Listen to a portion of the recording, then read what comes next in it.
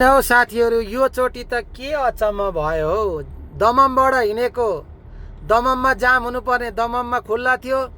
त्यहाँबाट रियादमा धेरै जाममा दुःख पाइयो, 5-7 घन्टै जाममा परियो। फेरि यता ताइफ हाइवेमा आएर नि जाममै परियो। फेरि ताइफबाट ओह्रालो लाग्दा पनि यस्तो कमसेकम सननन जानुपर्ने ठाउँमा यस्तो छ कच्छ हिँडाइ होइन। यो के भएको हो, यो चोटि त साह्रै लोदर लाग्यो हौ। 2 दिनमा पुग्नु पर्ने ठाउँमा 5 दिन लागिसक्यो त हौ। ए आमामामा, ल हेर्नु त, छैन कच्छ, यो ओह्रालो छ, पुरै ओह्रालो ठाउँ।